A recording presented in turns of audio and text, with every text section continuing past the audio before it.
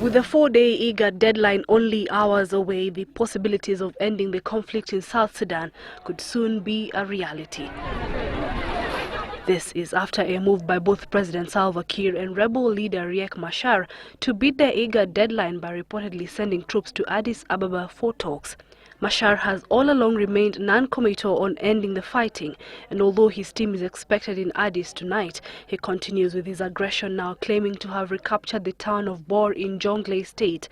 This, the second time now Bor is falling into the hands of the rebels. Fighting started before dawn, with the UN mission in South Sudan reporting that the airstrip in Bor had been closed.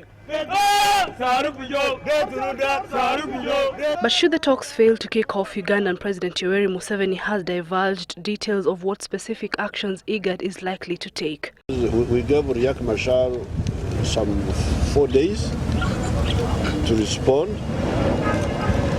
And if he doesn't, we shall have to go for him, all of us. That's what we agreed in Nairobi.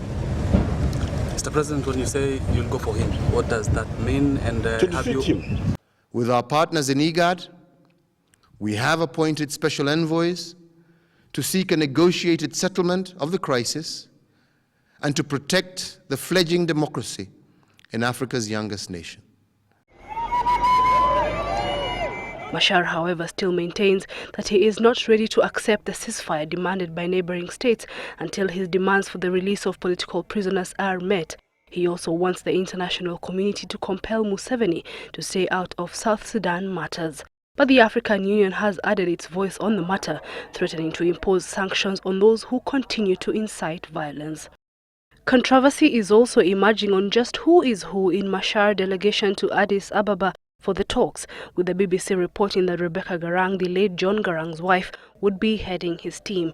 These reports are yet to be established, with Rebecca said to have distanced herself from the claims. Machar and his rebels have been leaving a trail of destruction, with towns like Malakal, the capital of Upper Nile State, which is the largest producer of crude oil for South Sudan, now a ghost town. Its occupants have moved to the UN compounds. Most of the shops and other business premises have been looted. According to an army spokesperson, the rebels have resorted to giving weapons to civilians to boost numbers. It is feared that these rebels could be headed to Juba. He has mobilized his tribesmen using his tribal affiliation. Now the battle is now trying to turn the battle into a tribal conflict. We sent out an aerial reconnaissance flight to try to pinpoint where exactly these groupings of armed youths currently find themselves and estimate their overall numbers. The number of displaced people during the 13 days of fighting has risen to 121,600 people, with well over 1,000 others killed. And I want to congratulate General Salva for defeating this pharaohs in the town here. And I hear they're in the provinces trying to make trouble. But they will be defeated if they don't come for peace. There are over 25,000 Kenyans living and working in South Sudan,